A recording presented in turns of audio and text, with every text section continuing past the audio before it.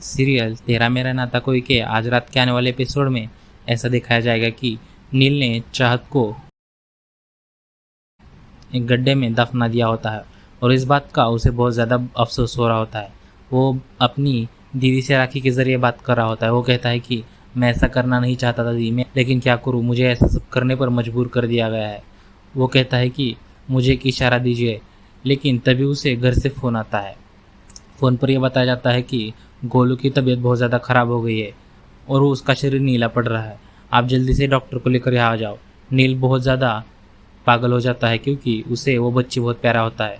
वो कहता है कि आप क्या करो, यहाँ तो कोई डॉक्टर है भी नहीं। तभी उसे याद आता है कि एक बार चाहत ने उससे कहा था कि उसका MBBS हुआ है और वो डॉक्टर है।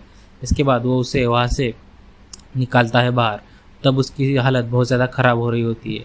वो उससे कहता है कि चाहत चलो, मुझे तुम्हारी ज़रूरत है, मेरे दीदी के बच्चे को तुम्हारी ज़रूरत है। इस पर चाहत के शरीर में ज़रा भी जान नहीं होती। वो फिर भी हाँ कहती है तो उसे वहाँ से उठाता है और ले जाने लगता है। घर पर जाने के बाद जब वो उस बच्चे को देखती है तो उसे पता चल जाता है कि इस बच्चे के शरीर में जहर है।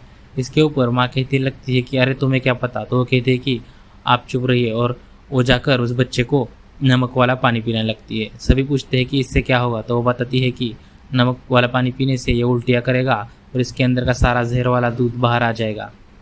ये सुनकर आलेख को बहुत ज़्यादा गुस्सा आ रहा होता है क्योंकि ये सब उसका ही षड्यंत्र था। गुरुजी ने कहा था कि वो अब महंत नहीं बन सकता क्योंकि उसके पास एक बच्ची की जिम्मेदारी है, और इसी वजह से वो उस बच्ची को मारना चाहता था। लेकिन जैसे तैसे करके चाहत उस बच्ची को बचा लेती है। उसके बाद व्यास जी पूछने लगते हैं कि इस लड़की से पूछो कि इसे कैसे पता ये शस्त्र विद्या के बारे में, यानी कि इस वैद्य विद्या के बारे में। तो उस पर वो झूठा बहाना बनाकर बता देती है कि दिल्ली में मेरे बाबा एक डॉक्टर थे। उस पर नील बताता है कि हाँ, दिल्ली में इनका क्लिनिक है। और ये सारी बातें सुनकर